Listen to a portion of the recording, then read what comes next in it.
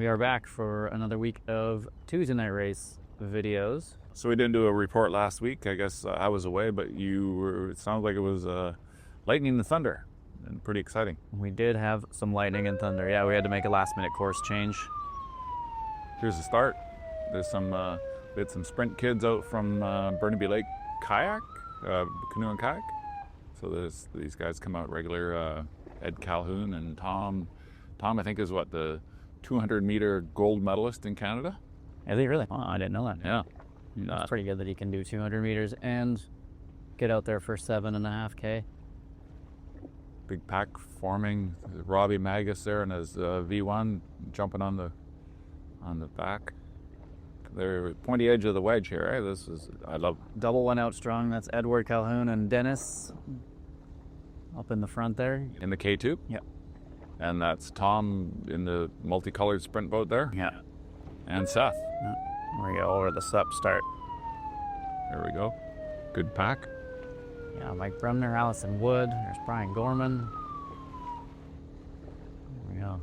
So I snuck away from Elias on the start, went to the far end, so I... That's you up catching the last sea kayak. Yep, exactly. I wanted to hop on the giraffes as quick as possible. You got a good lead? I got a bit of a jump, but he caught me, as he does. But I made him work for it. That's always the goal. Make the kid work. Well, he's got youth and good looks on his side. Yeah. Well, I don't know about that, but... There's his little brother Simon. Simon Neville there. Uh-huh. Our team was a little short because some of our team was out doing the trials for the BC Summer Games this year. So we were...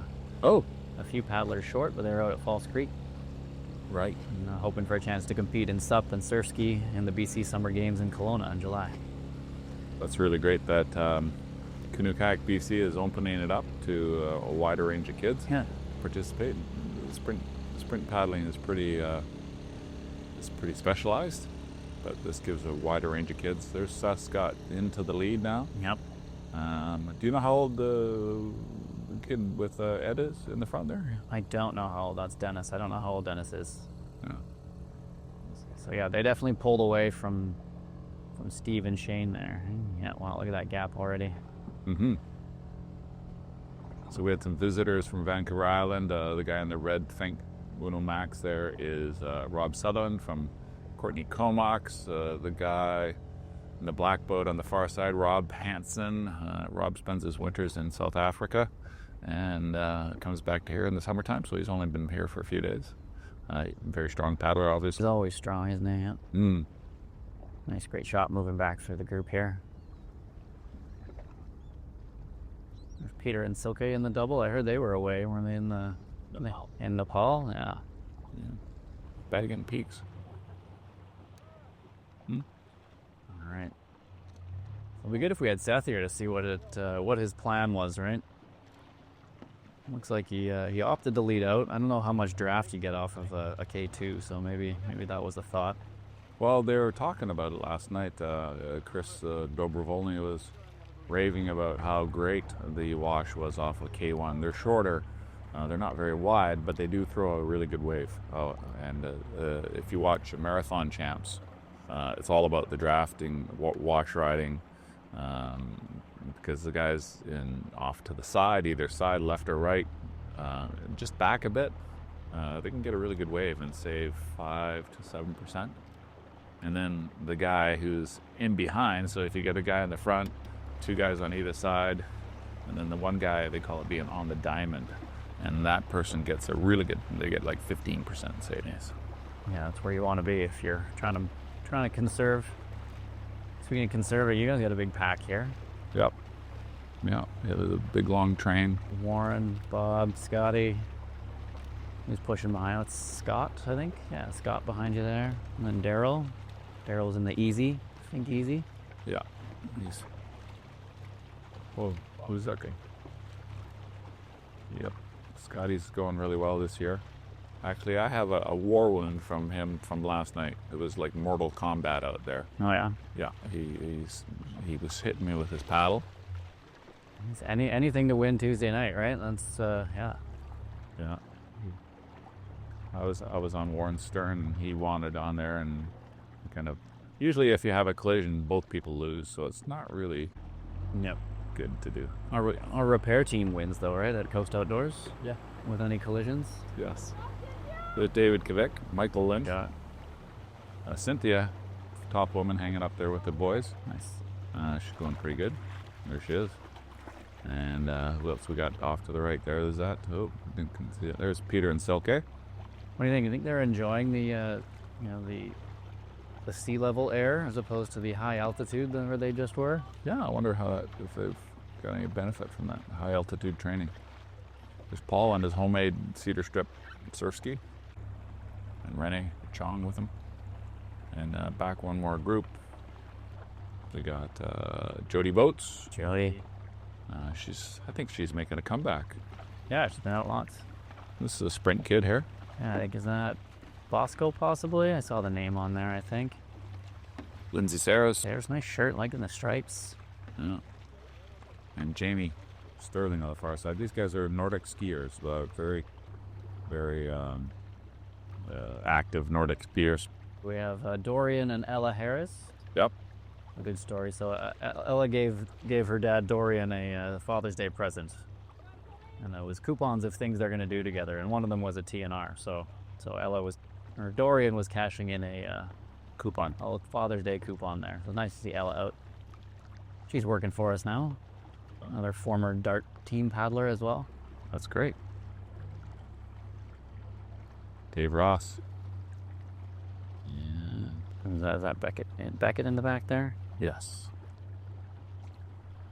Jet. Yep. Those are great little Surfskis, the junior jet boats. Yeah, I mean they're designed for smaller paddlers, not necessarily kids, but. We're back in the Supland. So here's Elias trying to track me down. Oh, look at this! Look at this speed shot. Wow, we're getting fancy here. Love that. I heard it zoom by our heads. Dan. Yep, Dan Bizzlepuja. He's should find out how many years he's been coming. He's been racing Tuesday as long as I can remember. So this is Elias asking me what side of the boat I'm going on, and I pretended I couldn't hear him. Crafty tactics there. Oh, tried to scrape him off. Neil tried to give us a little boost, but then he stopped.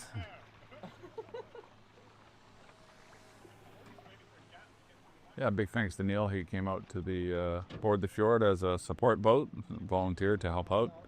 It was really nice. There's our communications director there.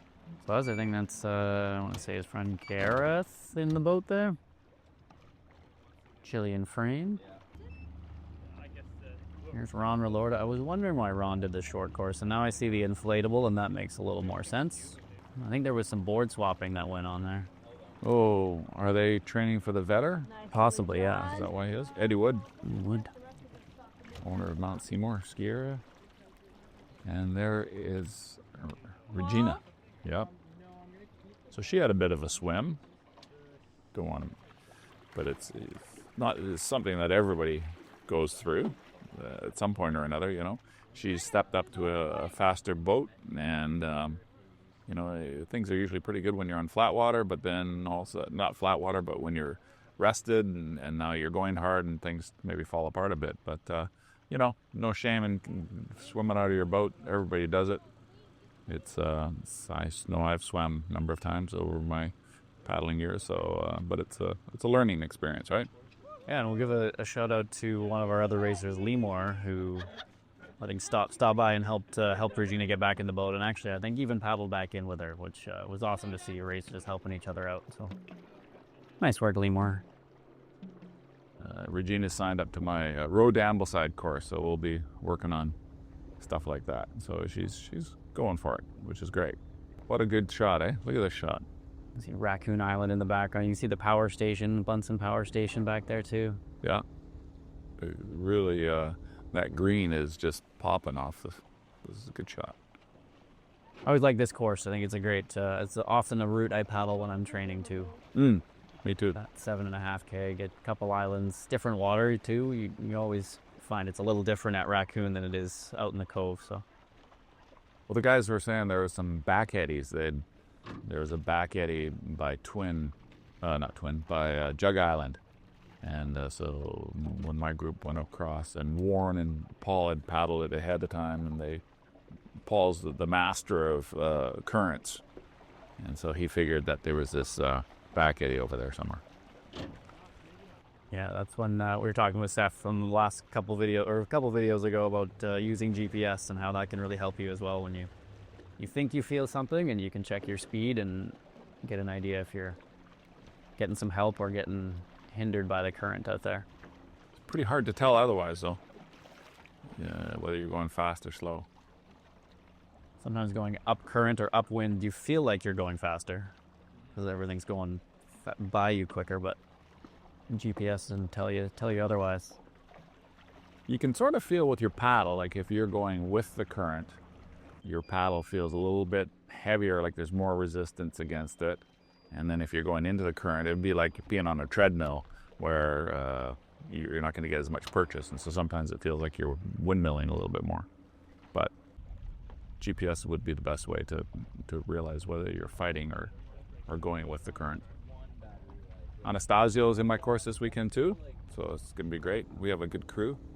We're going to spend 3 days working on skills for surfing and forward stroke and remounting and a bit of a boot camp, I guess, and then we're going to go to Ambleside and test out those skills. So it's going to be really good. Here's so coming into the finish, we got about 300 meters to go. Looks like Seth has dropped the boys in the double. So finishing with the short course. They must have done the short course there. Seth gonna beat Buzz to the finish line here. Looks like he's realized he's home free there. Seth has quite a slow stroke rate, so he puts a lot of power into it, and a lot of the times, if you paddle faster, you're not necessarily going to go any faster. It's the quality, and I think not the quantity. Yeah. I'm just wondering because that can be a little bit different in SUP, whereas SUP you got to up that rate. I think with less glide on a paddleboard versus a Surfski, you can't pause as much and expect the board to keep gliding the way a Surfski does. Good pack here. Yeah, looks like Thomas dropped back into that second group for the finish here. Still a ways out. That's what? You got a kilometer to go there, at least? Maybe. Yeah, I think, video might make it look like they're further behind than they actually are, but maybe not. Yeah. Christo Bravolni's doing well this year. He's up there with this group. Normally sometimes he'd be up there, but last year he'd maybe fall back. Yeah, he was on the wash of that K1. He's broken away there in the K1. So that's differences with the K1 and the Surfski. I mean, obviously K1s are designed for flatter water. So you wonder if as soon as you get into the cove and you eliminate that little bit of chop that we had, does the K1 have its advantage shows maybe? Yeah. Not to discredit the paddler who probably just started paddling harder too. Yeah.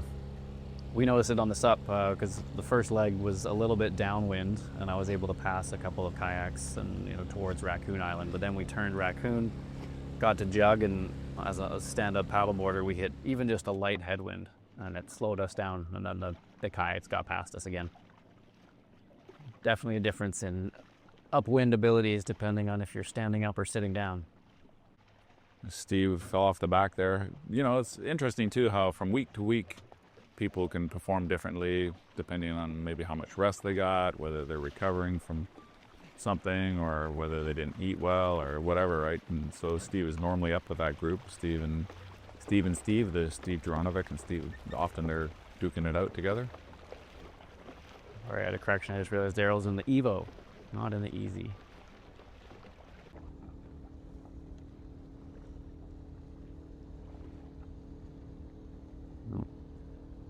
Gapped Russ there.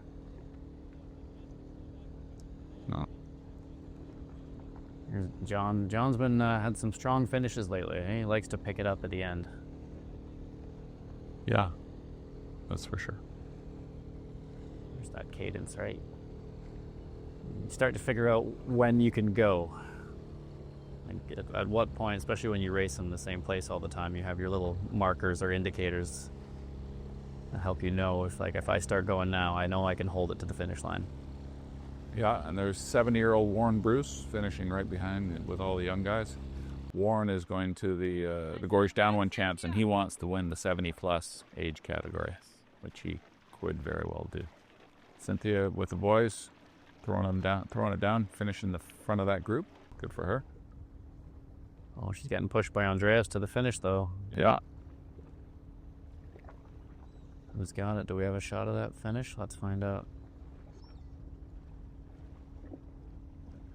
We're watching this for the first time as we talk through it as well. So, well, looks like Andreas has either picked it up or Cynthia dropped back there. Threw in the anchor. Look at him go. Andreas all the way. No, Looking solid. Whoa. Passes us up too and finished. Good for him. so here's me and Elias coming to the finish. Elias turned it on. You can see him up in that stroke rate. I'm full of excuses every week. This one was legitimate though, because I crossed the finish line and then I paddled backwards a bit and there's a weed stuck on my fin. Oh yeah. I can tell something wasn't quite right when he took off and I wasn't able to match, because Sure wasn't a head weed? I'm pretty sure it was a legitimate weed on my fin. So that's what I'm going with this week. Okay. I look forward to next week. Next week I'll have to prove myself, yeah. All right, everyone, thanks for watching, and see you next week for another Tuesday night race.